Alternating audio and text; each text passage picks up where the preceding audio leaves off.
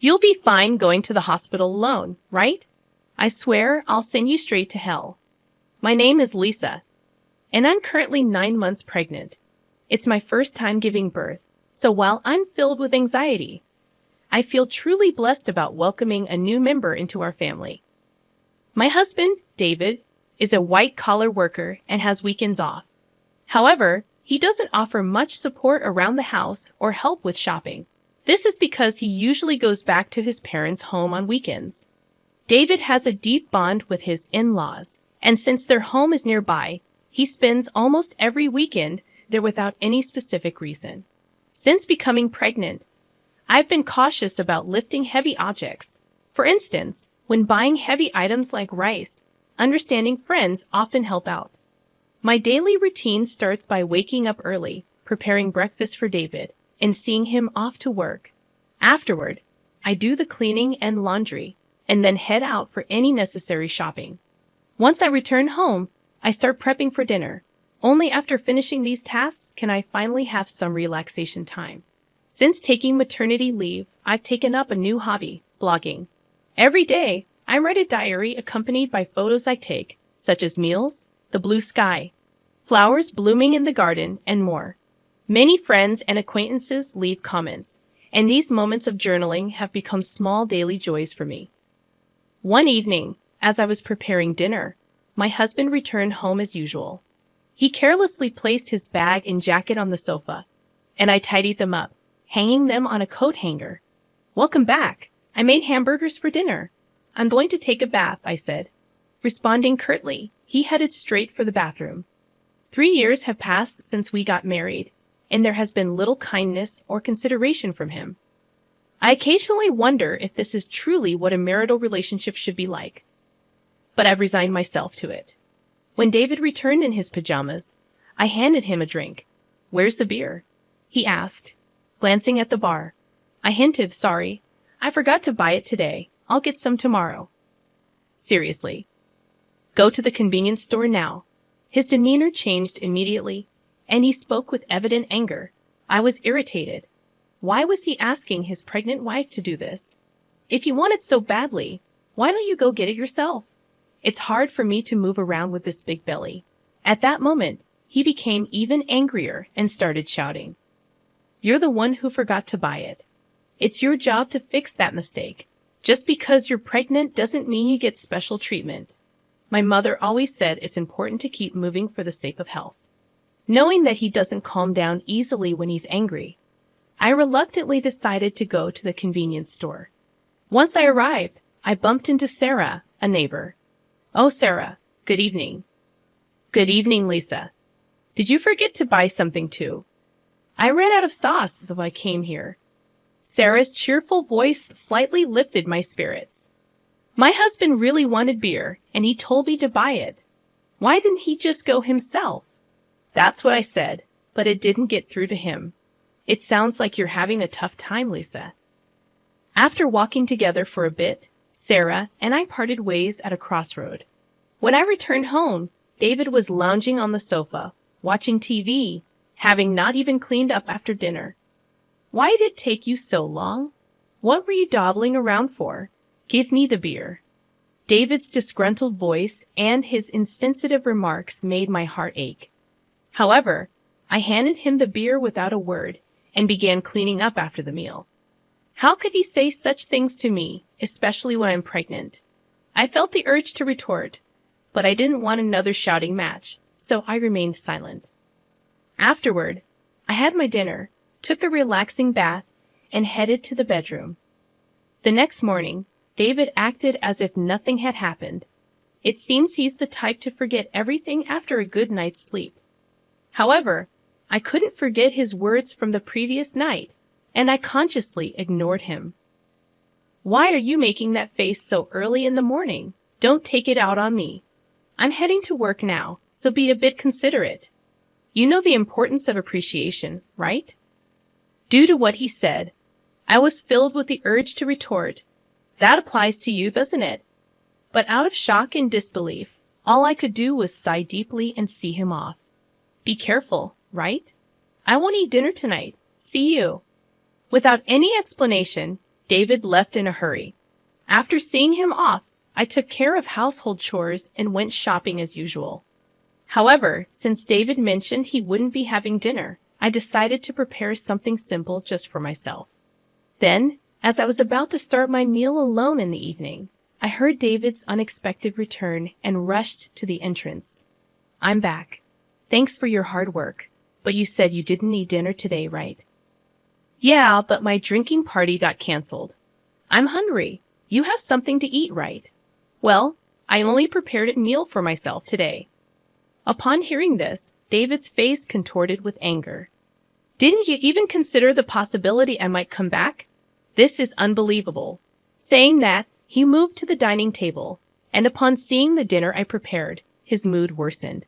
"What do you call this a meal?" "I seriously question if you're properly doing your duties as a housewife. Don't waste the money I'm working for." I quickly prepared something for myself. "Please don't get mad like this. Maybe you should learn proper cooking from my mom. Honestly, I've always found your cooking lacking." Again, he always compares me to his mother. Doesn't he realize how hurtful these comparisons can be? "I can't eat this. Go buy something." Hearing this, my heart sank further. What does he think of me? It's already night, and I've taken a bath. Can't you go buy it yourself? Forget it.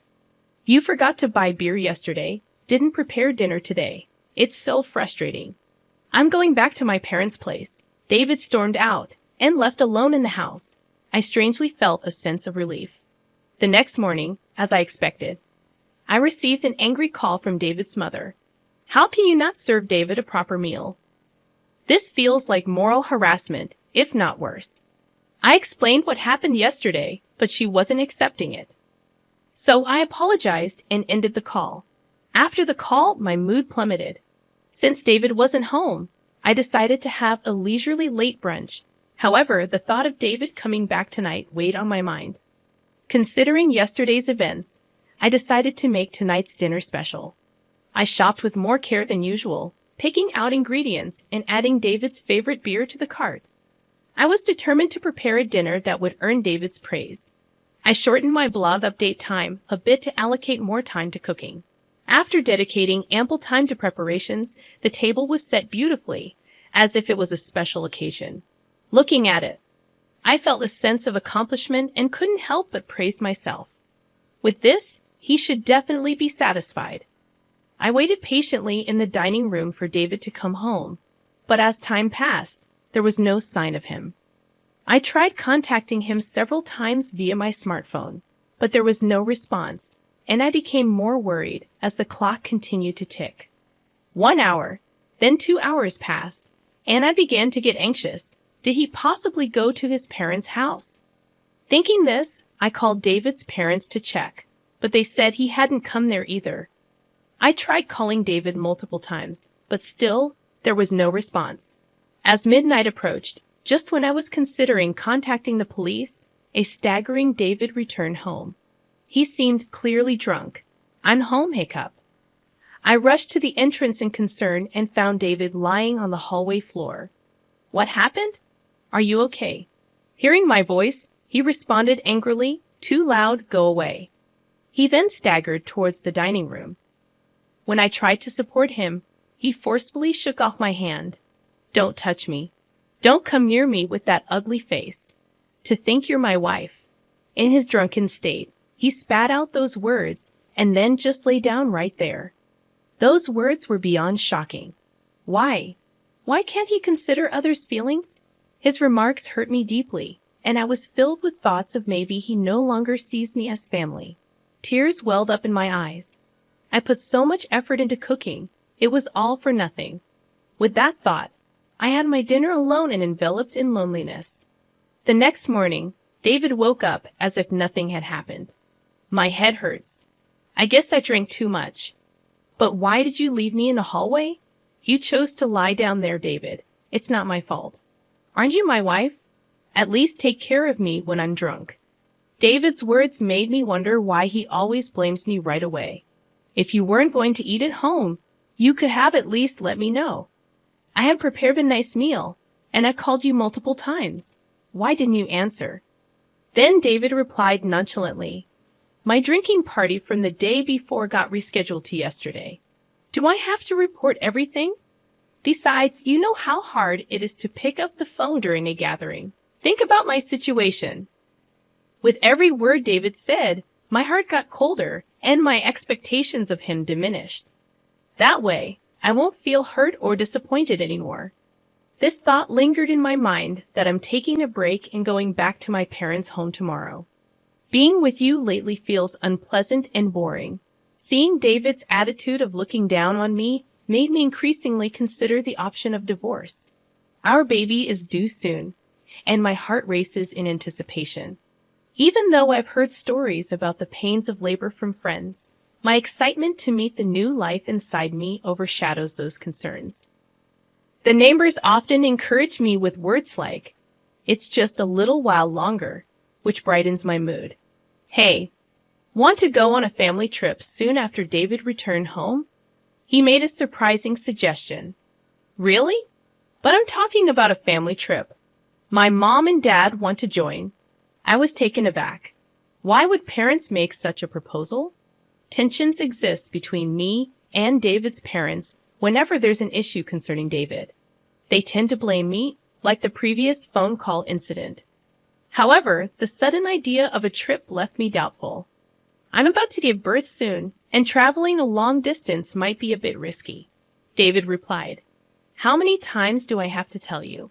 Just because you're pregnant doesn't mean you're sick. My parents are thoughtfully inviting us. But what if something happens? It'll be fine. Everything's already decided. We'll go for 2 nights and 3 days next week." What? Next week is my due date. That's a bit. Just do as you're told. Prepare for the trip. End of discussion. David just expressed his opinion and then left the room. I'm in trouble now, I thought to myself. The next day, I sought advice from a close friend and explained the situation. She was concerned and said, "That's a bit too much." While I was contemplating how to decline the offer, the day of the trip suddenly arrived. Actually, I'm not feeling well today. I'm worried about the baby, so I'm going to rest at home. I tried to use that as an excuse, but David didn't seem convinced. Anyway, you can just rest in the car, and you'll be fine, right? Come on, bring the luggage. We're heading to my parents' house, so hurry up. As we headed to the car, I was worried and asked, "Is this really okay?" After loading our luggage into the car and sitting in the passenger seat, I felt warmth at my feet. Looking down, I noticed water spreading around them. Oh my water broke. I immediately informed David. "David, I think my water just broke. Please take me to the hospital quickly." Taken aback by the situation, David exclaimed, "Are you serious?" "Yes, I'm serious. We need to go to the hospital now. The baby might be coming." While trying to clean up the water with a towel in the car, David suddenly opened the passenger door. "David, what are you doing? We need to go to the hospital." "Get out, you're going to make a mess in the car." I was in complete shock. "What are you saying?" I said, "Get out. I need to clean the car." Then David forcefully pulled me out of the car. In this unbelievable situation, David said, "I can't believe this. We were supposed to be on a family trip. Just go to the hospital by yourself." I was too shocked to say anything as I called out to David, "Wait, how can you leave me here like this?" He drove away, leaving me behind. Feeling overwhelmed, I quickly dialed for an ambulance. When someone approached, asking, "Lisa, are you okay?" It was Sarah, looking concerned. Sarah immediately recognized my predicament and arranged for a special taxi, comforting me throughout. Grateful for her kindness, tears streamed down my face. Soon after, I safely arrived at the hospital, thanks to Sarah's help. On the way, she held my hand and cheered me up, staying by my side until I was taken to my room. While being transferred, I made a silent vow. I will make him pay for this. Even as labor pains grew, Sarah kept holding my hand. Furthermore, she contacted my parents, who soon arrived at the hospital and looked deeply concerned. Sarah whispered to them, "There's something I want to discuss." The 3 then left the room. As the labor pains intensified, my smartphone vibrated from a corner of the room. "Who is it?" I asked, and my parents responded with David's name. They looked displeased, but I took the call anyway. As soon as I answered, I heard a panicky David, "Help me." However, I was in no state or mood to converse with him and promptly ended the call.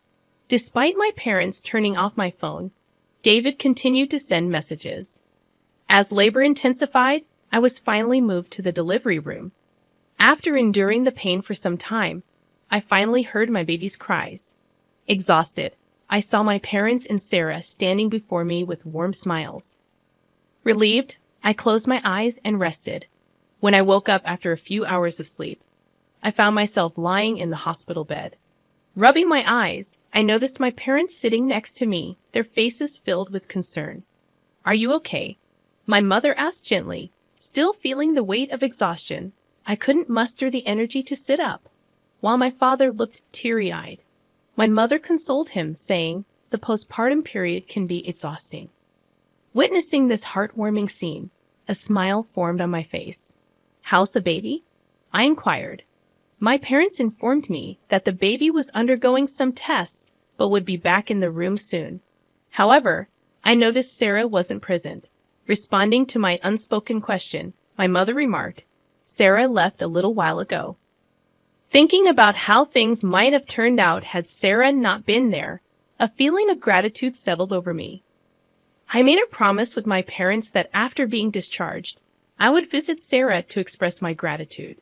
Turning on my smartphone to inform my friends about the birth, I was met with an overwhelming number of missed calls, mostly from David. The sheer number left me momentarily stunned, but I felt no hope or expectation from his calls. So I closed the notifications without hesitation. One of my friends visited the hospital room to congratulate me on the birth. As she rejoiced and extended her genuine wishes, I opened up about the recent incidents with David. After hearing the story, she expressed both shock and anger, half-jokingly saying she'd like to punish him a bit. But she also emphasized that my health and rest were paramount, chatted with me for a while, and then left. My parents, already briefed by Sarah about the whole episode, asked, "What are you planning to do next?" I shared my thoughts about my relationship with David and told my parents I'm considering divorce. They respected my decision and provided their support. Upon my discharge, I planned to stay at my parents' house, where they had prepared a room for me. Meanwhile, David seemed to have visited the hospital, but as I had informed the hospital staff that I didn't wish to see him, he wasn't allowed in. The next day, Sarah came to my hospital room holding a fruit basket. "Sarah, you came!" I exclaimed with delight. "You seem to be recovering well, but remember not to overexert yourself. Postpartum fatigue can be quite profound," she advised. Feeling comforted by Sarah's words, I sighed with relief, taking the fruit basket from her.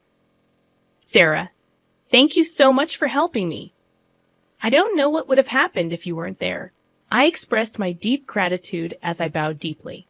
Sarah gently laughed, saying, "What's most important is that both you and the baby are healthy. I just want a small hand. Regardless, I'm forever grateful. Once things settle down, I'll come over to thank you properly." Sarah laughed warmly in response. "You know, I've talked to my husband about what happened. He seemed quite furious." From her words, I could somewhat deduce David's situation. "Sarah, I'm truly sorry for dragging you into this mess," I admitted. "Don't worry. Remember who you owe for being able to work at your current company. This incident is truly hard to forgive." At that moment, I heard a stern tone in Sarah's voice for the first time. Sarah was actually the wife of the CEO at the company where my husband worked. When we first moved to this residential area, I had no idea about this fact. However, as we frequently encountered each other at the local supermarket, shops, and occasionally at convenience stores, we gradually became closer. We even began to enjoy tea together, and during these sessions, I learned about the nature of her husband's job. On the other hand, my husband was completely unaware of this background. This was because he didn't even accompany me for our initial neighborhood greetings and didn't prefer interacting with our neighbors. Sarah had previously told me gently, "I don't want to cause any trouble, so don't tell your husband," and I had respected that request. Knowing that I was pregnant and still being forced to endure my husband's unreasonable behavior, Sarah had several times suggested, "Should I talk to my husband about this?" However, I had always declined, not wanting to trouble her. But with this recent incident, perhaps even Sarah reached her limit. That's why my husband kept calling Sarah. "I really can't thank you enough for everything." Sarah's strong words made me realize how fortunate I was to have someone who'd go to such lengths for me. I couldn't help but tear up. Seeing my reaction, Sarah once again gave me a warm smile. "Lisa, you're a dear friend to me. I can't just stand by and watch when something like this happens to a friend." Our conversation was filled with heartfelt smiles. However, my husband's messages didn't stop despite the barrage of notifications. Online, I consciously ignored them all. Thinking about the divorce made my mind clear, and all I wanted was to think about how to live my life with my baby. As I was preparing to leave the hospital, a close friend visited my room, handing me her smartphone and saying, "I want you to see this." Displayed on her phone was a post that had become a major topic on a certain social media platform. When I asked what it was about, she informed me that she had posted about my husband's recent actions on social media. My friend had a significant influence on social media with a massive follower count.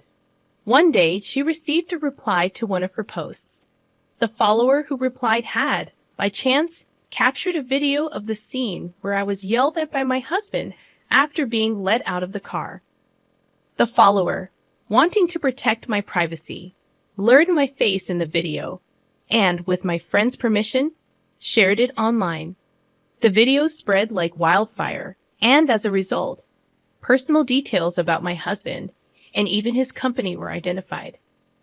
Currently, my husband seems to be under a barrage of criticism online. What? I had no idea it had escalated to this level.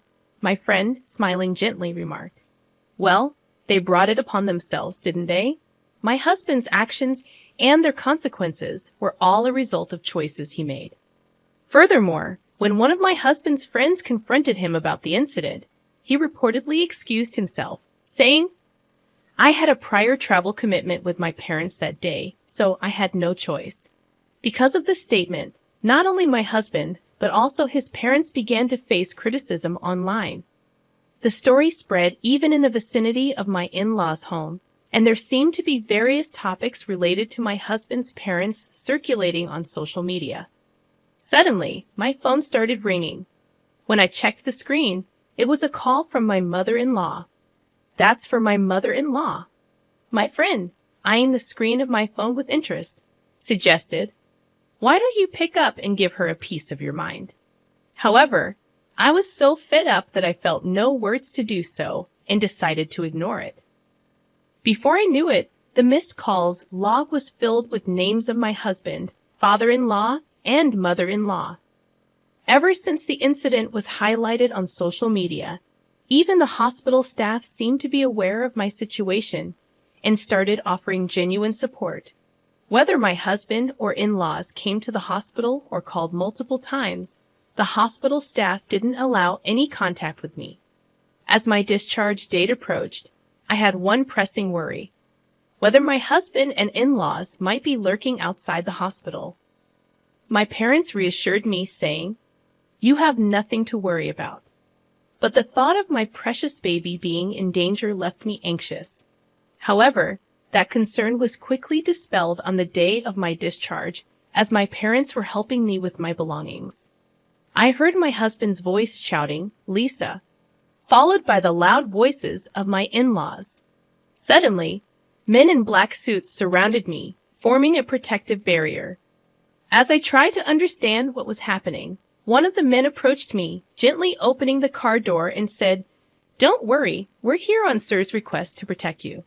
It seemed my parents were already aware of this, as my mom said, smiling, "Didn't I tell you there's nothing to worry about?" Believing her words, I felt relieved and smoothly got into the car. All the while, my husband and in-laws, overwhelmed by the presence of the bodyguards, couldn't come any closer. I can't find the words to express how grateful I am for Sarah supporting me like this. The only thing occupying my mind was how to reciprocate Sarah's kindness. My parents felt the same, saying in unison, "We have to find a way to show our gratitude to Sarah." Although my new life began smoothly and pleasant days continued, the contacts from my husband and in-laws never ceased. I mailed them the divorce papers, but there wasn't even a hint of acceptance. One day, my in-laws called our home. It seems my father answered, and they addressed him with the attitude of, "She became a part of our family, so no matter how she's treated, she shouldn't complain." When my father angrily retorted to their statement, it seems they were taken aback and quickly hung up. While discussing how to handle this with my parents, I decided that seeking professional assistance was the best course of action and resolved to consult a lawyer. Coincidentally, my father was acquainted with a lawyer, and when we explained our situation, he graciously promised to help. I informed the lawyer about the video circulating on social media and detailed past events. When the lawyer reached out on our behalf, my husband was initially taken aback. However, over time, he became defiant. "We'll solve marital issues ourselves. We don't need a lawyer," he argued in a fled tone. However, the lawyer calmly responded, "I'm acting upon Lisa's request. Any future communication should be directed to me. It's up to Lisa, my client, to decide whether or not she wants to involve a lawyer." My husband was at a loss for words, though initially refusing to divorce. When mediation and the possibility of a court case were suggested, the word court seemed to shake him, and he reluctantly agreed to the divorce. I have no interest in the child and have no intention of seeing them in the future, so I don't see why I should pay child support. As for property distribution, I did nothing wrong, he claimed irrationally. The lawyer calmly explained from a legal perspective, but my husband still seemed unconvinced. "In that case, it seems we'll meet in court," the lawyer suggested.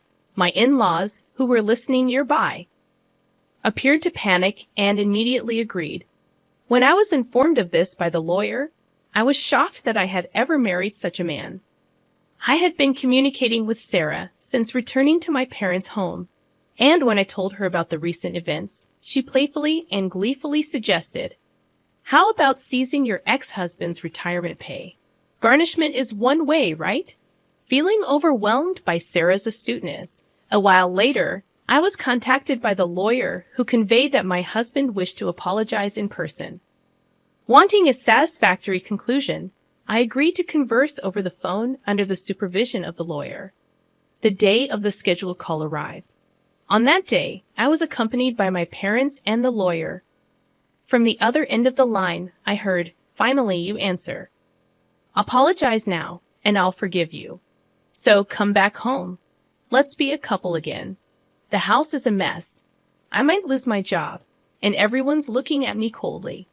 All of this is your fault, so take responsibility."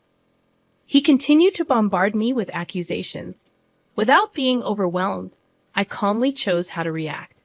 When he said, "See, you can't even reply properly, truly a woman with no redeeming qualities," I finally responded, "Just so you know, this conversation is being recorded. I'll keep it as evidence. Goodbye."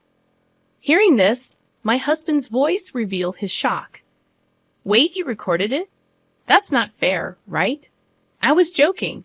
"I'm sorry. I can't live without you. Let's start over. We truly loved each other, right? I promise I'll try harder from now on." After hearing those words, I immediately hung up the phone.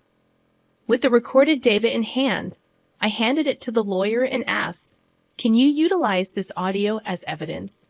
Shaking his head in disbelief, the lawyer remarked, "He truly is an incorrigible man." My parents, feeling the same as me, had firmly decided to sever ties with him. Seeing his behavior filled them more with astonishment and disappointment than anger. At some point, I realized I was slightly enjoying this drama, clinging to the little devilish side of me that emerged. The divorce procedures with my husband concluded smoothly. Both the property distribution and child support agreements went forward without a hitch, and the turmoil began to subside. Due to the information Sarah shared with her husband, the president of my ex-husband's company, he was promptly disciplined.